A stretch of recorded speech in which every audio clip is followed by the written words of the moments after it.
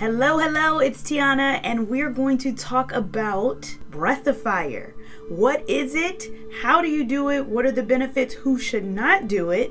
And all of the things. All right, are you ready? Let's go ahead and dive in.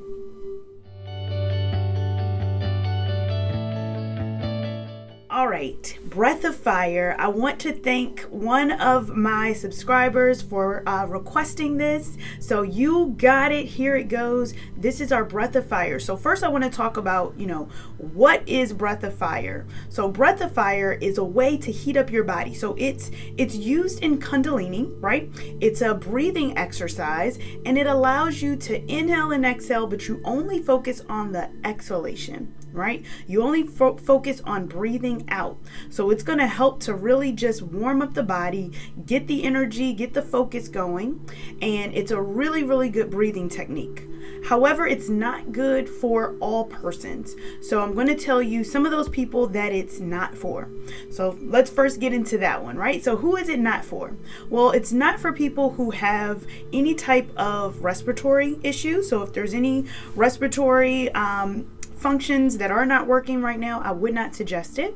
If you are pregnant, I also would not suggest it. Or if you're menstruating, you want to be mindful of that. If you have any spinal injuries as well, I probably would not suggest that you do this. If you have a heart condition, I also wouldn't suggest it. And if you have any spinal disorders, you also may want to be clear of this. So you always want to contact your doctor, and if there's any issues you feel like maybe I should think about this one, contact your doctor, reach out, do some research on your own before you do any type of function that may be out of your scope. All right, are we ready to get into it? Now I want to tell you about some of the times and ways that you can actually practice breath of fire. And I have a few questions or ways to kind of tell you. So one, how do you know if you're doing it correctly, right? So this could be one, right? If you feel like you are able to still breathe and it can be a struggle, it can go up and down, it's like a practice, then you're doing it right. You may feel a little bit lightheaded or dizzy after practicing, especially in the beginning. Now, you may have some snot that may come out of your nose. So if you're practicing this, especially for the first time, it's probably best to try it alone or at least far away from others, because you never know kind of what may come out your nose. It's going to definitely clear out those nasal passages. So you want to keep that in mind as well. Let's see. Should you do it in the morning or the evening? I would suggest practicing this in the morning because it's really going to, again, help to energize your body, wake your body up. Another question is this going to make me lose weight? Now, this has been strongly debated. I will tell you that I'm no doctor. However, it's going to warm up your body. Again, that's why we suggest it not work for certain people. But you also want to make sure that, it may warm up the body, but that in turn may speed up your metabolism. But you still want to be able to eat healthy and then do all the things, right? All right, is breath of fire good for the lungs? That's another one, right? The whole goal is to energize and expand that lung capacity. So yes, it can help the lungs, but again, if you're having any respiratory issues or anything like that, just make sure that you contact your doctor. Are you ready to get into it? Are we ready to get started? I'm going to first show you how to do breath of fire, and then we're going to do it together, all right? So first thing, you want to get yourself nice and comfortable. You can do this seated or standing. I'm actually standing for this one.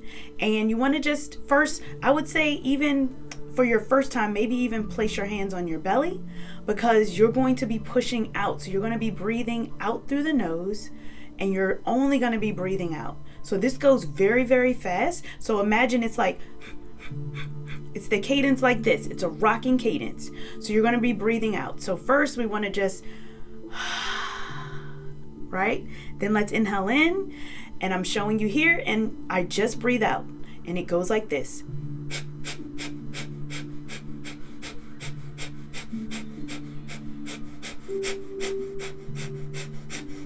Right? You see how that goes? I'm just breathing out. So I'm only focusing on my exhalations. I'm not focusing on breathing in. So once you're done your breathing, then you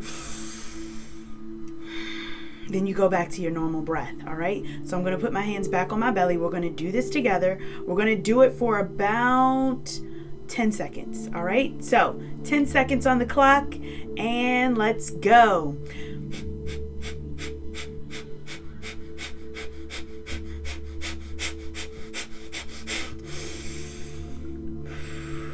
All right. How did that feel? Did that feel okay? Was that something you can do?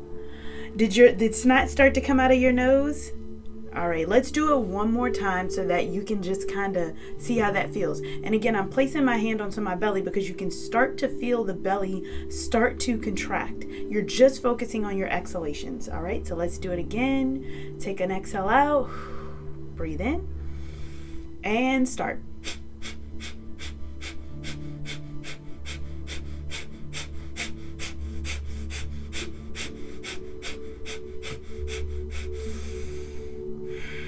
Bring it down. All right. How did that feel? I hope your body felt a little good. Maybe that started to energize your body. Again, you may feel a little lightheaded. You may feel a little bit dizzy. You can work your way up to a few minutes. Some people do this for 5 minutes to 30 minutes. It really just depends. Maybe just even for a few seconds. It may feel a little bit weird, but again, this is all a practice. So I hope that you enjoyed this. If you enjoyed it, let me know in the comments and then also give it a thumbs up.